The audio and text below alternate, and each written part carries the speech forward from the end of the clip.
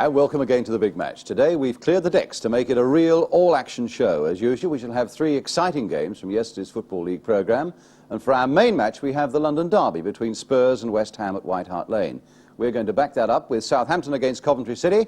And for our remaining game, we dip into the 3rd division for the clash between Oldham Athletic and Watford. But we've also got a fast-moving bonus package to round it all off, when we bring you the big names, the brilliant goals that have really littered the year on ITV with our look back at the high moments and some of the low ones as well of 1973, not to be missed. But first of all, we go off to White Hart Lane, where Spurs experimented with a morning kick-off against West Ham and were rewarded with their 4th best crowd of the season, some 33,000. Here are the two teams, with West Ham being led out by Bobby Moore, a side that no doubt will come refreshed from their amazing 4-2 victory over Chelsea at Stamford Bridge on Boxing Day. So that's West Ham then. Spurs, who on the same day had a goalless draw at home against Queen's Park Rangers, led out here, as usual, by their skipper, Martin Peters. Now, because I was involved, as usual, with On the Ball in World of Sport yesterday morning, I couldn't be at White Hart Lane. So we called in an old commentator friend of ours, John Campkin. Let's join him now for the team lineup. And so do the Tottenham side, hoping today for the victory, which will lift them clear, at least temporarily, of the relegation zone. Most of the familiar names are there, but of course 2 important changes from the side that drew 0-0 with Queen's Park Rangers here on Wednesday. At number 3, no Cyril Knowles, he's injured, so young Terry Naylor comes in the left-back position. But perhaps more important, and here he is, Big Martin Chivers is back in the middle after a week of controversy. Relegated to the substitutes bench on Wednesday, he came on for the last few minutes, but he's still Tottenham's leading goal scorer with 8 league goals this season and could well trouble this West Ham defence. West Ham, of course, 21st in the league, anxious to consolidate on that rather remarkable away win at Chelsea on Wednesday, 4-2. They have the same side, except that they're without Trevor Brooking at number 4. They're experienced and near England class right half, but they do have Billy Bonds back after 2-match suspension to replace him. The man their hopes will be pinned on this afternoon. Here he is, Clyde Best, the big Bermudian, who scored 2 of those 3 goals in 10 minutes at Chelsea, and they're hoping that's going to give him the confidence in turn to trouble the Tottenham defence. The referee today, Mr. Ken Stiles from Barnsley. For him, a bit of the first. After 13 years on the Football League list, one of our most experienced officials, he's paying his first ever visit to White Hart Lane. The crowd, not a great one, but all set for the kick-off.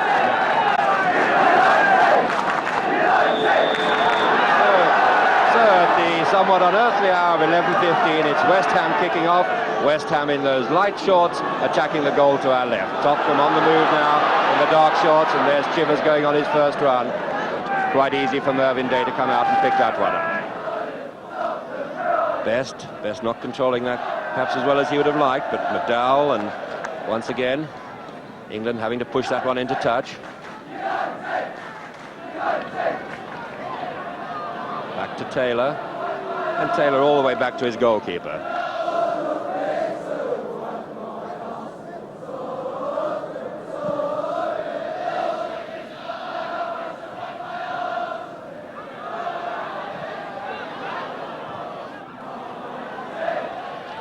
Bonds and Padden, the 2 midfield men, linking up well.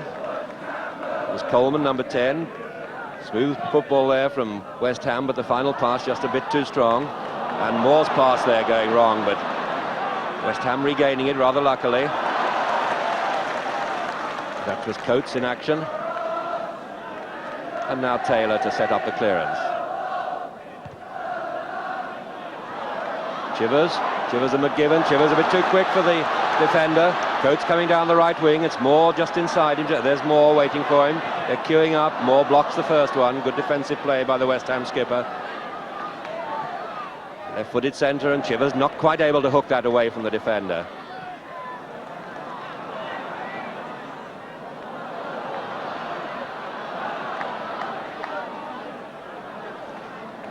That was Pratt trying to get away on the left. Moore heading it away. England up with the attack, heading it on there. And Pratt, finally a throw into West Ham. To Tottenham. And Chivers there going to be in action with that other speciality weapon of his. Apart from his shooting and heading, he's got this fabulous long throw. Should reach the near post here, but it's England going up for it, and England very nearly gets ahead to it. Here's a chance to Perryman. That was on its way. And it was Taylor there who blocked that and felt every moment of that power. Out on the right wing to Evans now. Tottenham beginning to look a little bit menacing. Curling away, a good header down by Peters. And a chance at Chivers, but he's offside. Offside. Day's anxiety not necessary, because the linesman on the far side with the red flag, Mr. Harrington from Essex, had his flag up, even I think before Chivers took his shot there. There he is. Well, he's got the ball in the net after some 7 minutes of this match, but that one's not counting, and all the Tottenham fans here hoping that the next one will, and that there'll be even more than one of them.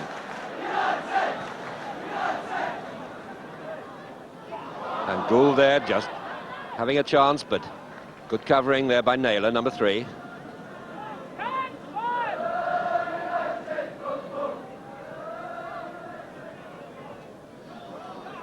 This is Bonds trying to get past his man, gets it into the middle, but England there stopping Best doing anything other than put it rather harmlessly behind the goal line.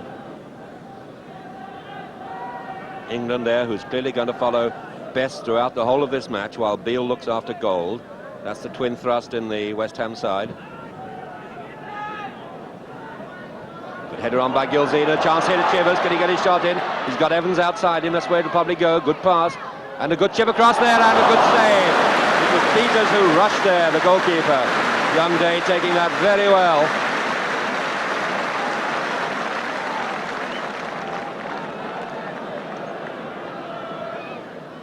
It's McDowell's chip upfield, not a good one. Here's Gilzean. And I think the referee says yes, it was pushed in the back. And if that big fellow pushes you, you know you've been pushed. Clyde Best.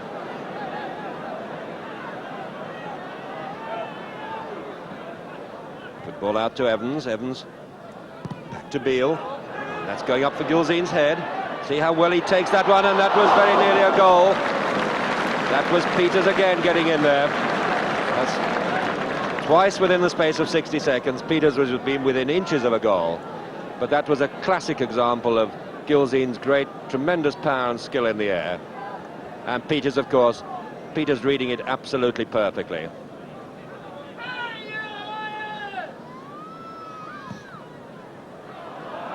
This is one for Gould to run onto, and it's Naylor coming across there. For once, Gould had got away from Beal, and it was Naylor able to operate almost a sweeper's job today, because West Ham playing only 2-3 men up at the most. There's Bobby Gould, man of many clubs, has scored goals for most of them. Coventry, Arsenal, Wolves, West Brom. Chivers back to and a free kick anyhow.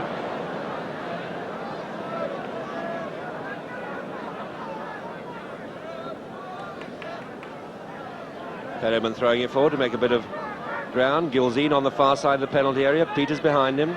Chivers at the near post. Peters gets a header in there. Bobby Moore gets it away. Pratt getting onto it. Another chance here, and this is a dangerous one. That was full-back Evans up there. Evans having a most adventurous game at right back.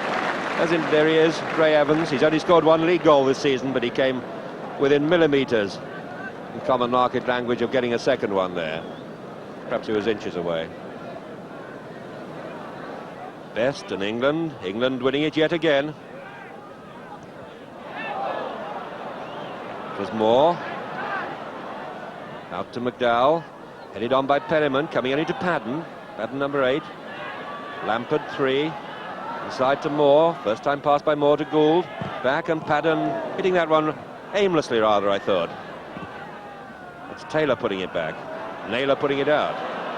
McGivern. Challenge there by Peters. It's going to be a throw-in. Taylor's pass, a little bit too strong for Lambert.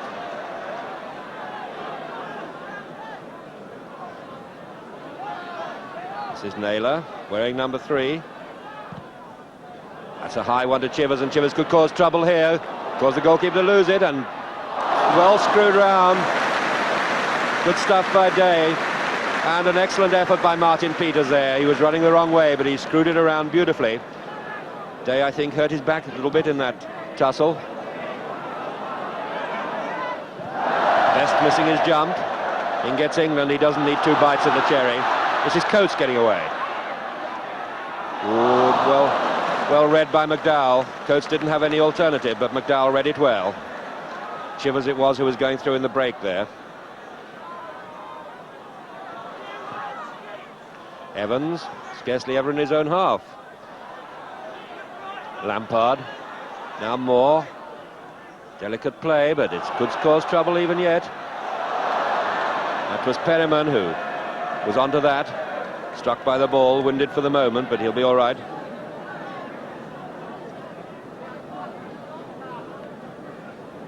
Day has been by far the busier of the 2 goalkeepers today. Must be happy that the score's still 0-0. Pratt and Bonds in an inconclusive jump. Going down the wing now, Gould doing well. Into the middle, and Perryman and Jennings once again clutching that cleanly. Probably the safest hand over the ball in British football.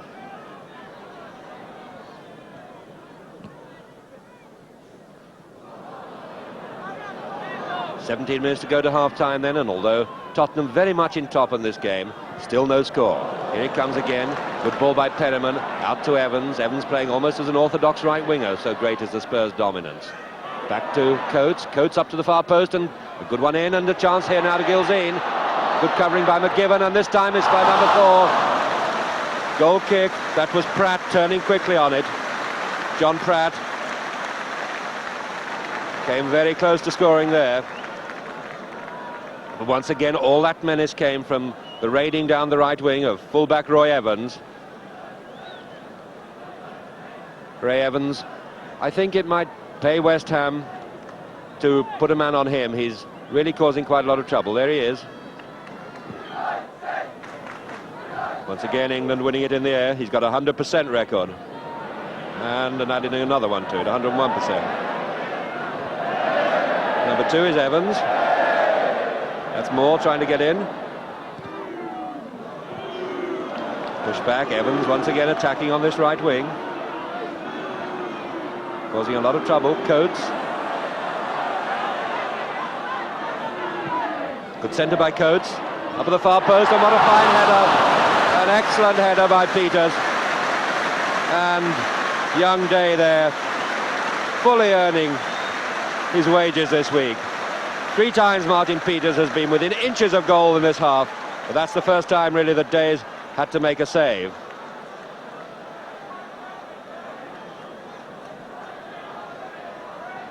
Moore on the goal line, and Day in action again. Have to look a little bit lively there. He's no need to make excuses. He's done pretty well in that defence.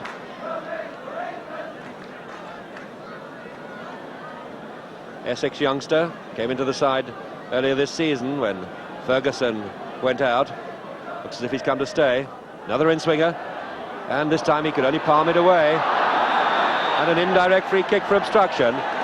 That was Pratt coming in, trying to get on the end of that push away, and it was Bonds who got in his way. So we're going to have one of these exciting situations where we have an indirect free kick some 2 yards inside the penalty area. Moore having to marshal that defence.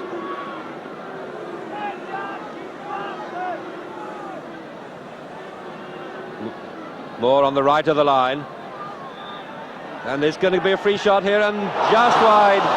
That was Evans. Evans inches away from his second league goal of the season. Ray Evans almost had one 10 minutes ago, and that one just flashed past the post. Up goes Padden. This is Coates going away. Coates with a bit of space, and a good dummy play there, and that's not going far away, hitting the post. Excellent move by Coates, but it was good covering again by the goalkeeper. The goalkeeper narrowed the angle well. Free kick out on the left. Coming up now, chance to Perryman. England, everybody's up there, and England chipping it with his left foot. Skillful play by Mike England there. There he is. Came up very quickly, saw that Day was a few yards off his line and tried to chip with the left foot. But that, of course, is a most delicate skill, particularly when it's a stiff wheeze behind it, as there is here. And there then is the half-time whistle. So the score here at White Hart Lane, almost on the stroke of noon, is Tottenham Hotspur 0, West Ham 0. And West Ham in the dressing room perhaps should give all their cups of tea to that young goalkeeper. There he is, Mervyn Day, who pretty well on his own has defied the Tottenham forwards in this first half. So we leave you now with the half-time score, Tottenham 0, West Ham 0, and we'll be back in a moment or two.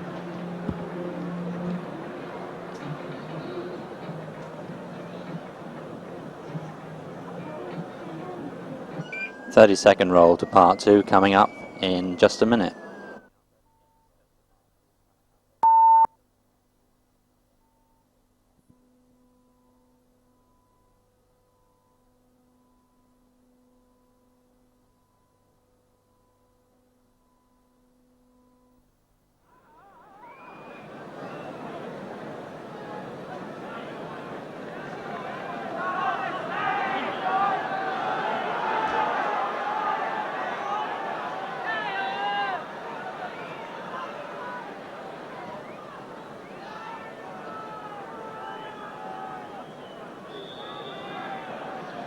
And so it's Tottenham starting this second half in the dark shorts and attacking the goal to our left, hoping that the pressure of the first half will be repeated, plus a goal or two. It'll be interesting to see whether West Ham change those tactics. That was Chivers going in there with Taylor, number 5, corner kick. A bright and promising start to the second half then. Pratt going out to the right to take the corner kick. There's Chivers, there's Pratt. Looks like an outswinger away from the goalkeeper, that's what it is. But too far away from the goalkeeper. And offside in the penalty area. Gilzean and Peters, both of them, I think, as that lob came back from Naylor. Moore coming away. He's got outside him, he's got Coleman, but he tries a difficult pass, but it's not a bad one. It's an extremely good one. To Gould coming inside, and Gould trying a shot there. Although he's had so many clubs, 6 clubs I think, Bobby Gould is still a very, very dangerous centre-forward with a fine scoring record. Here's Naylor, once again, you see all the time in the world for the defenders. No challenge. Good ball by Chivers, he finds Pratt. Pratt might have a shot here, and it's not a bad one, not a bad one. Tried well. That came directly from Naylor, the Tottenham defender, being able to carry the ball as far as he liked and to pick a target up front. The target was Chivers, who did well to get it back to Pratt. Pratt acknowledging the pass there. Number 4, John Pratt. This is Coleman.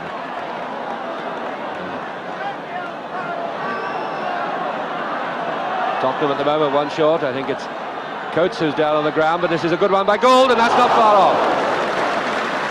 Again, that number 9, that centre forward, broke left there and got another fierce shot in. Good effort, Bobby Gould there carrying out a lone-hearted battle up front and doing it pretty well. The play at the moment held up for this injury to Coates. You see what happened. It doesn't look like cramp, but I've no doubt he'll be on his feet again in a moment. Beal perhaps wondering how Gould got away from him to get that shot in there. And so Coates, after treatment from the anti-pain spray, somewhat painfully limping back into the fray. Now Moore, trying to find Best, cut out easily by Naylor. To Evans, and the pass a little too strong, so Moore tries again. Hasn't got many targets up front. Coleman. Moore having to try again. Given. It's gone from one side of the pitch to the other. 5 passes so far strung together, 6. Given again, 7. This is Lampard. Into the middle, and Gould was just a little slow, and that was nearly one of those situations which would have been a crazy goal, but it wasn't that far away from it. Lampard there on the left, and Gould's run, I think he knew he hadn't got any chance of getting it, but he made the run to take the defender's eye, and it only just scraped past the far post. Jennings, I think, was watching the man perhaps and not the ball there, which is unusual.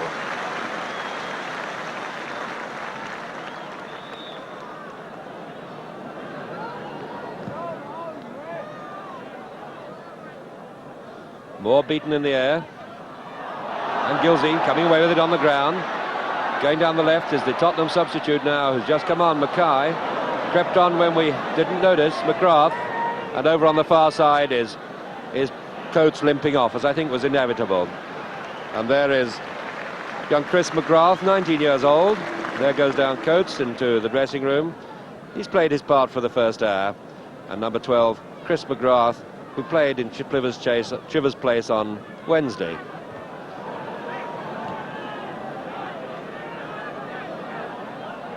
Naylor doing just as well in watching Gould as Beal has done. Now this is Martin Peters, and that's a good ball. Chivers is onside. This is the chance that he likes. Can he get it in? And it's not cleared yet. He didn't hit it properly. Is it a penalty kick? Yes, it is. I would not have thought so. But the referee has done extremely well. He was right on the spot. And so it's a penalty kick to Tottenham. One had the feeling that it needed something like that to break the deadlock, particularly when Chivers got away there and didn't time his shot properly. Those are protests from Coleman and Taylor, but schoolmaster Mr. Stiles is not likely to change his mind. Certainly there was a tackle from the back. So this is going to be a big test for young Day. The two men involved in the tackle were number 7 McGiven and number 2 McDowell. Between them they managed to bring down Gilzean. The referee on the spot. Chivers has scored from 1 penalty this season. Here he comes. What a good save! What a tremendous save!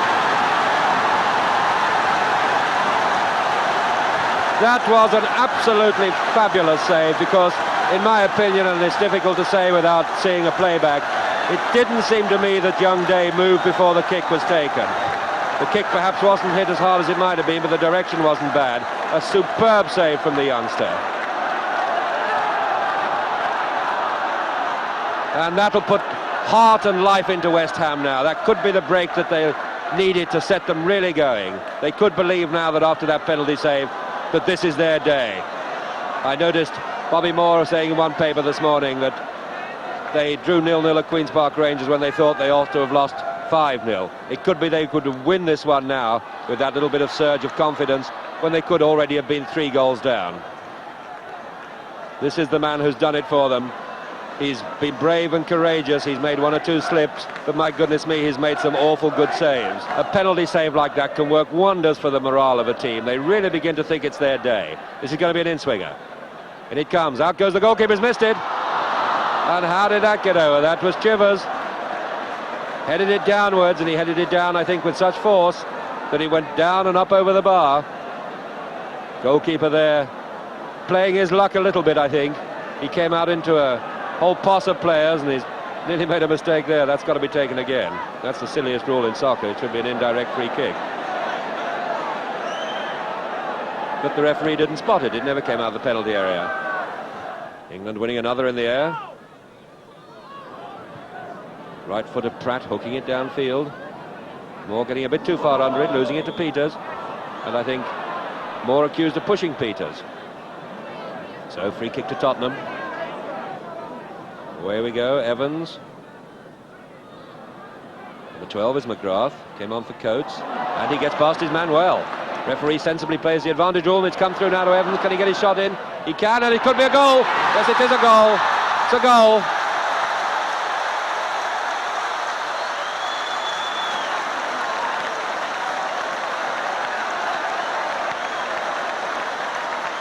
And so the gallant Day is beaten in the end, and as it had to be, it was Evans who was the man behind the move. He came attacking on the right.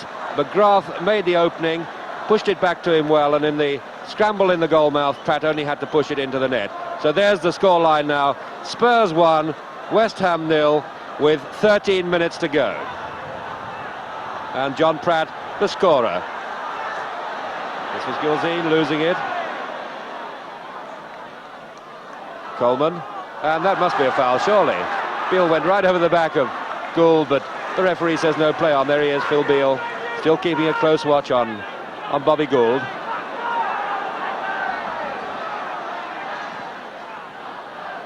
The crowd below told Gould not to appeal for a foul there, but like most crowds, they don't know much about it. But here's Chivers, can he get onto it? McGivern.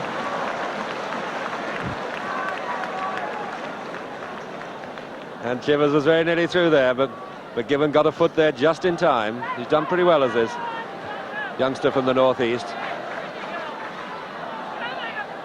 Pratt taking most of the corner kicks. It's going to be, I think, an in-swinger. Left-footed. Short one. Pushed inside, and it's going right across the goal. And my goodness, that was a double touch needed that, I think. Goalkeeper Day just got his hands to it, and certainly Lampard got his head to it at the far post. That was a cracking sort of shot.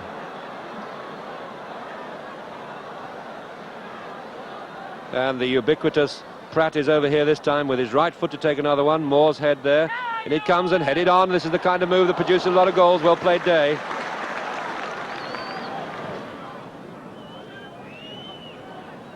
Like a free kick there with a bit of barging before Gould could go up. He appeals to the referee, but he's certainly not going to have his appeal answered.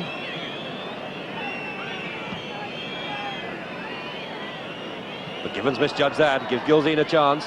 Comes to Chivers. Nothing that would do Chivers more good than a goal at the moment, having missed a penalty, but it's Pratt chipping it in, and Chivers could have one here. Yes, it has. Number two.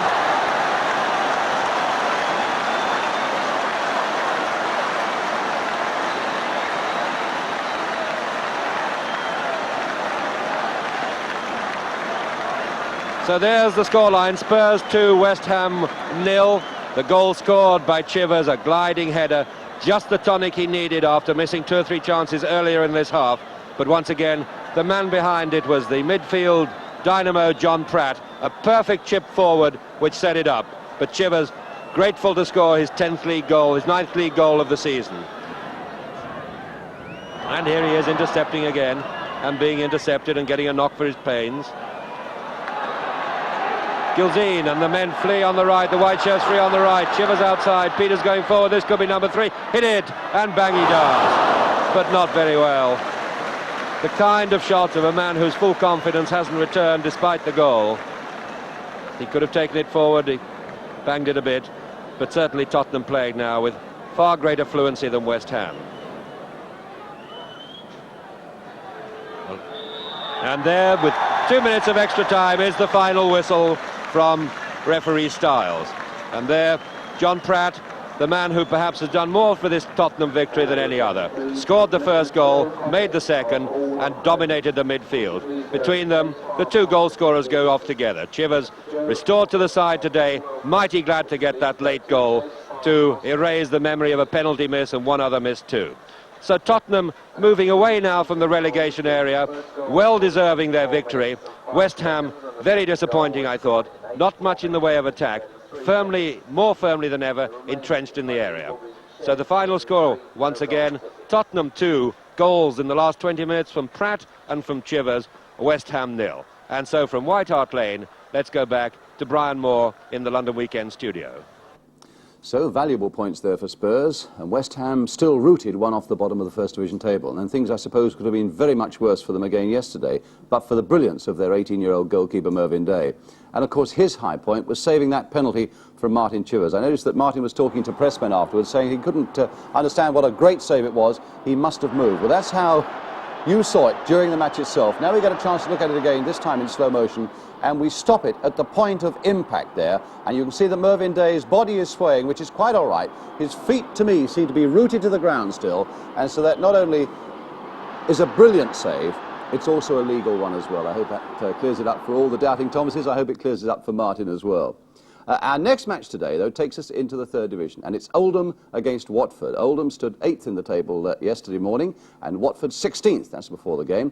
So the odds were on Oldham Athletic, quite obviously. So there we are, Oldham against Watford, covered by Granada, commentator Gerald Sinstadt, and Oldham are in the dark strip. Nod by Morrissey, and Wood, a more interesting clearance this time. But a quick double back by Butler saves the day for Watford. Scullion.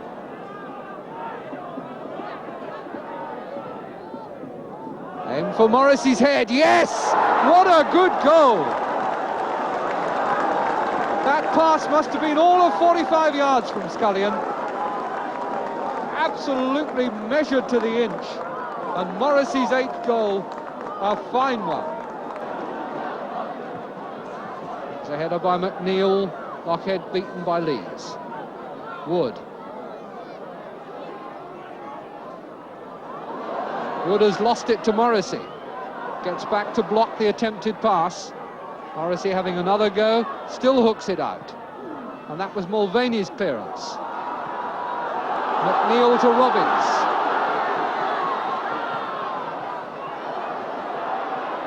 Robbins still going. Good tackle by Butler. Wood. Jones! He tried to do it the hard way. Could have taken it with his left foot and gone for the far side of the goal. Tried to wrong foot Andy Rankin by hitting it with his right to the near post. Just got it outside.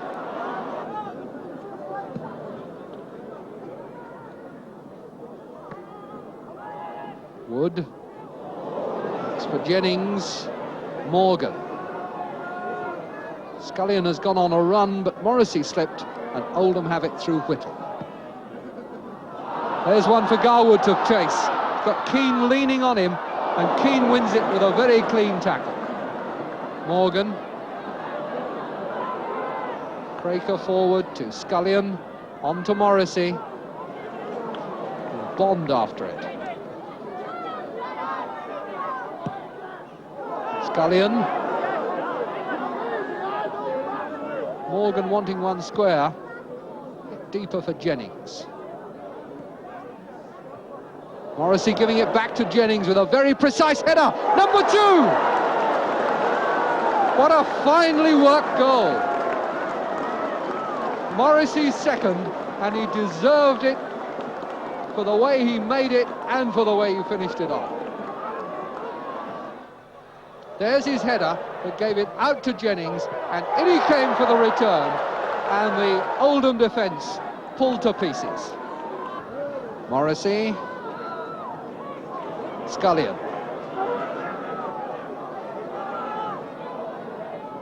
Scullion worrying Whittle.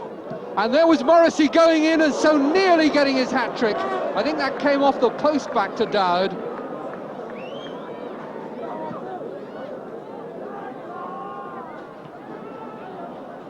Robbins to McVitie.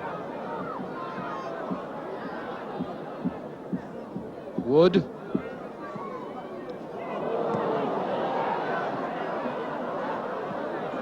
Morrissey turning it on for Jennings. And out to Scullion. Morrissey ploughing hopefully through the middle and coming in to meet this now. And he's penalised for a foul. Or has the referee given a penalty? I think he's given a penalty for the foul on Morrissey by Mulvaney. Yes, he has. Now, will Morrissey be allowed to take the kick to complete his hat-trick? It looks as though he will. Still has Dowd to beat, of course. I think Watford have scored from the spot this season. But Morrissey now can make it 3. Without any trouble at all. So 3 goals for Pat Morrissey. Well, we don't often get a chance to see Watford in action. How nice that we can catch up on them on a day when clearly their form is very high indeed. And our congratulations to Pat Morrissey on his hat-trick. Our next action, I'm sure, will also please a lot of viewers from the South Coast who've been writing to me asking to see Southampton on the big match screen. Well, there's a chance now as they face Coventry City at the Dell. The match was covered by Southern television cameras. The commentator is Gerald Williams, and Southampton are the team in the stripes. Jim Steele, the Scotsman, formerly of Dundee, taking the free kick now for Southampton. Gilchrist nods it to one side.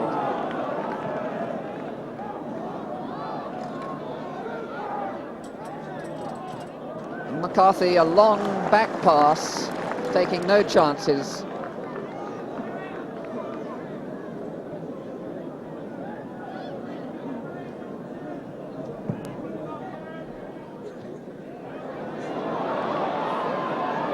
Shannon got 2 men on him. Brought down there. Yes, it's a penalty.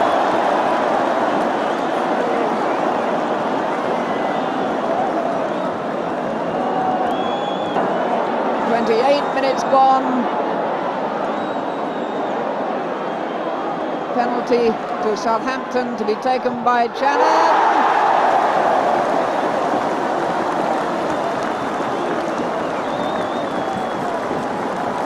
And Mick Shannon's 13th First Division goal of the season.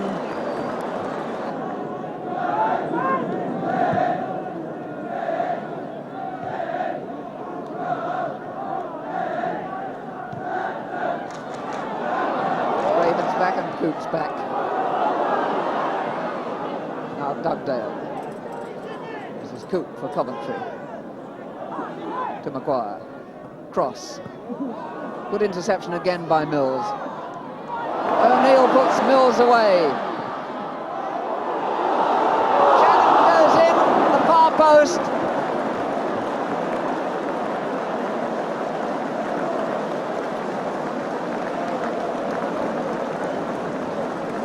Shannon again very hungry for goals, looking for any half chance, the slightest opportunity.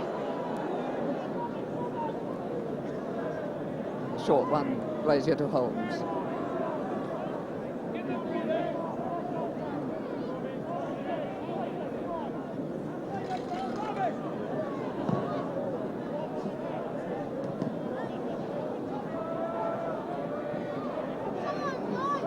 Shannon wriggling his way clear. Look at this man's acceleration. Look at his control. Still Southampton have it. Gilchrist plays it out to Stokes. But if Stokes has scored, the hero would again have been Mick Shannon.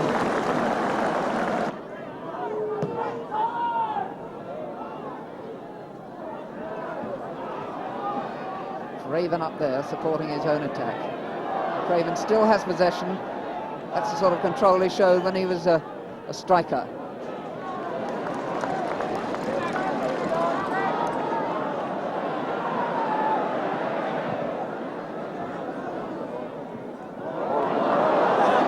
Good flick of the head there from Shannon, puts Payne away down the right.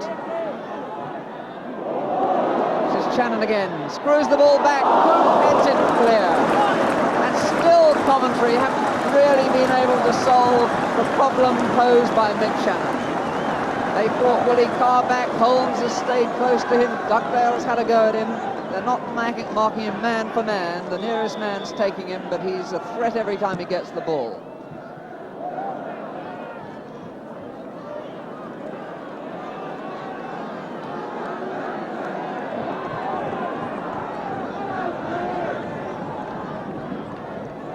They've left only Alderson up front. The rest back in the penalty area. Glazier goes up.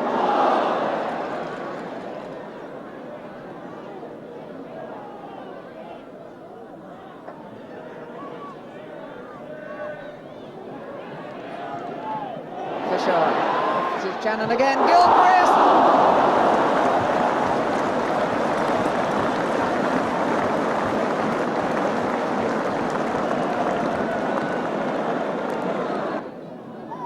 Cross controlled the ball well.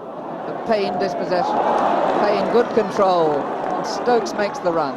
Coop cuts it out. To Cartwright. Stokes a little touch to Shannon. Looking for the return pass.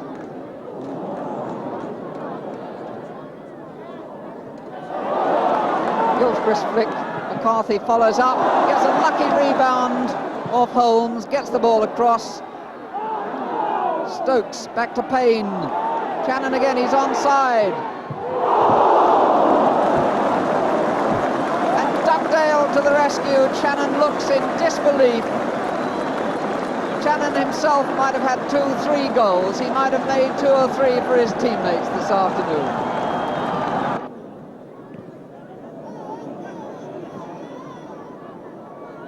Alderson for Coventry. Steen back to Holmes. This is Maguire. One-touch football by Coventry, trying to open out the Southampton defence. The Free kick given against McCarthy for hands, to be taken by Holmes for Coventry.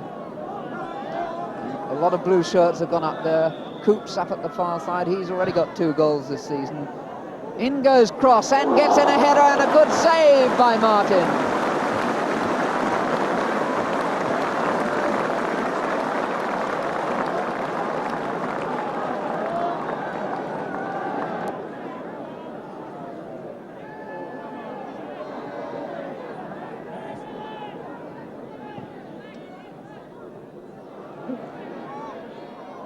Good skill by Mills.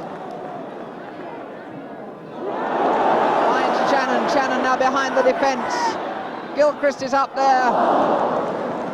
Corner.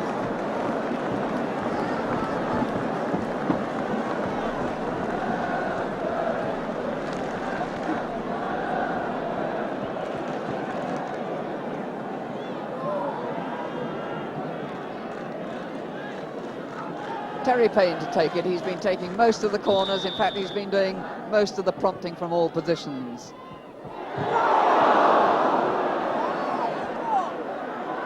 O'Neill miskicks, and McCarthy, that's blocked.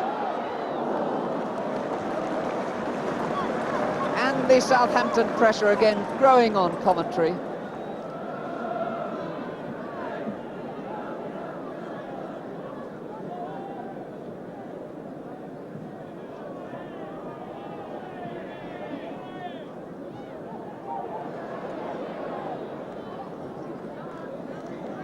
Can't stop it, the ball just going off the top of Bennett's head. And so it's a corner to Coventry City, to be taken, I think, by the substitute. Alan Green takes the corner. Flick by Alderson. Steele dispossessed by Maguire. Maguire gets the ball across. Dugdale's header!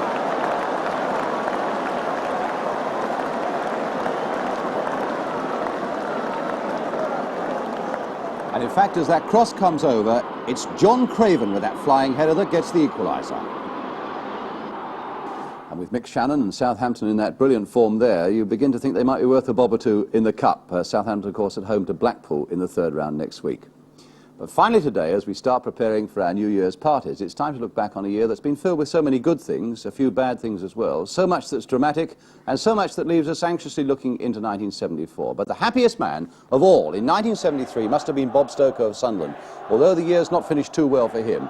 Has there ever been a prouder or emotional look on a man's face than when Sunderland had beaten Arsenal in the FA Cup semi-final at Hillsborough, when Bob Stoker came back from the dressing room to greet those fans from the northeast? It led to Bob Stoker coming out to Wembley with Sunderland against Leeds United for the FA Cup final.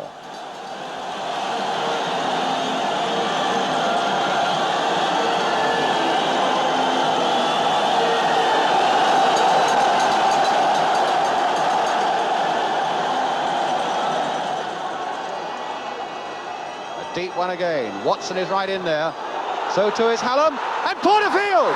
Oh, Porterfield has scored! And Sunderland, the underdogs, are in the lead.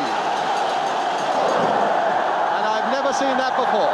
It's always the captain that they parade around, but today it's the manager, Bob Stoker. The most spectacular moment of 73, well, can you beat those 8 remarkable goals by Bristol Rovers that put paid to Brian Clough's Brighton? Norman Gall. And Gall was quite clearly holding him back, and this is a goal! Yes! And 3 Rovers players up wanting the ball, and there's number 7, Fernie! Now for Jacobs again, hit across their goal. Bannister's header, and there it is, another one. And this is going to be the next one, and it's the hat-trick for Bruce Bannister. There's Warboys, number 5. Warboys, this will be the number 6, I would think, and it is! Is this going to be his hat-trick?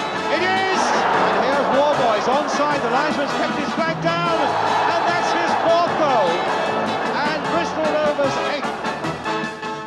Enough said. The forecast of the year, we got it from the German aces Franz Beckenbauer and Uli Hoeneß. Who are the big contenders for the World Cup?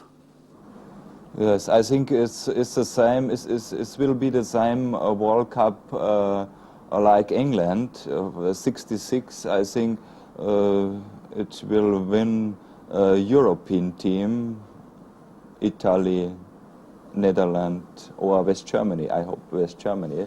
And then I think Brazil. And you would agree, Uli, would you, those 4 for the semi-finals of the World Cup? a European nation will win it? Yes, but I mean that Brazil will play a good part. But I think too that the possibilities for a European team are greater than if it is played in South America. What about the golden goal of the year? Don Rogers of Crystal Palace won our title in happier days, and this came against Stoke City at Selhurst Park in the First Division. Hinchelwood with a chance to get away, to give relief to the defence. Rogers now, a touch on for Whittle. Played again for Rogers. Marsh is covering him. But now if Rogers can attack him, he might have a chance. He's got past Marsh, and now he's confronted by another. Rogers again, and a goal! Not Rogers! His confidence has come storming back. For us, the funniest moment of the year came when Muhammad Ali saw Brian Clough as a major threat to his title as the man who talks the most. I'm Muhammad Ali. The world know who I am. They know I'm confident, they know I talk. But there's some fella in London, England, named some Brian Clough, some soccer player or something.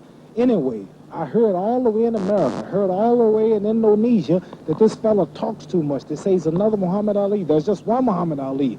And I want you to, whoever you are, you're not a fighter, and you don't take my job. I'm the talker. Now, Clough, I've had enough. Stop it. The last three categories inevitably all point to the World Cup. The most surprising, and what a delight it is to show again to all our Australian friends, the goal that put them through to the World Cup. A goal against South Korea, scored in Hong Kong, and it's coming up now. The long cross, which is nodded down here very nicely, is a beautiful layoff there by the Australians to Jim Mackay, and that put Australia through. But the saddest was, of course, the elimination of England, with Domarski's goal for Poland and the near misses that came so close to putting England through. And I think you'll agree, it's heartbreaking again to look at them now, realising that if only one of them had gone in, England would have gone through. Lato screaming down the right side. Left side rather. Now it's Lato against McFarlane, and the Dockers over there. The shot is on for Domarski. Oh, and he scored! Domarski's got a goal! 1-0 Poland. A tragedy that England might have expected. Peters over the ball. Chip forward on the far post is McFarlane. Must have hit the post. McFarlane. And again McFarlane. And Curry. Far post is Peters. And now Chivers. And again Morgan got in the way of it. And the chance on the bell. McFarlane. Clark's all right. Nearly squeezed one in. Looking for Shannon. And a magnificent save from Tomaszewski. The ball gone. Well robbed by Clark. Chivers and the shot on to Curry. Here's for Curry to try one. That one's on target. And now Shannon. Wow! Curry against Kasperjak. Done him once. Not a bad cross ball. Chivers.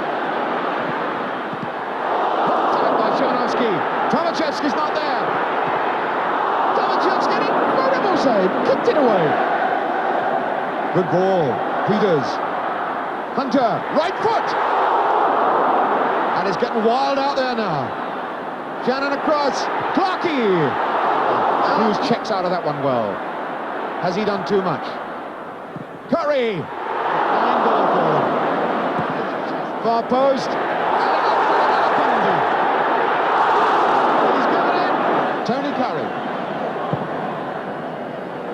And it's off the line and kicked away. Hector. Watch Peters. Gorgon got in the way. Bell. And it cannons away. Saki kicks it off the line. No, it just wasn't to be. But the happiest moment of the year turned out to be the night that Scotland carried Britain's banner into those finals with this victory over Czechoslovakia. Trying to make room. Hits the post! Bremner hits the post! Unbelievable misfortune for Scotland. Still dangerous. Morgan flinging it across. Jordan is there! Jordan scores! Referee looking at his watch, coming up to the 90-minute mark. Referee looking at his watch, and that's it! That is it! Congratulations, Scotland. Well done, boys.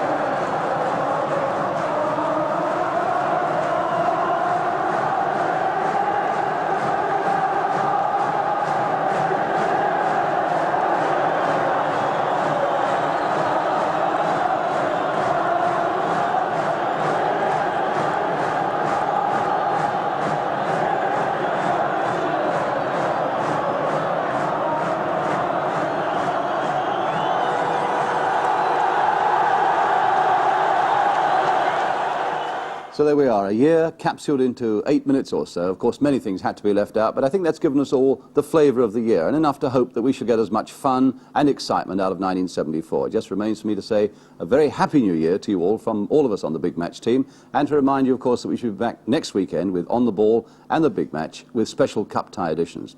We leave you today, though, with what clearly was the most dramatic moment at White Hart Lane yesterday between Spurs and West Ham, when Mervyn Day saved that penalty from Martin Chivers. Chivers is onside. This is the chance that he likes. Can he get it in? And it's not cleared yet. He didn't hit it properly. Is it a penalty kick? Yes, it is. I would not have thought so. But the referee has done extremely well. He was right on the spot.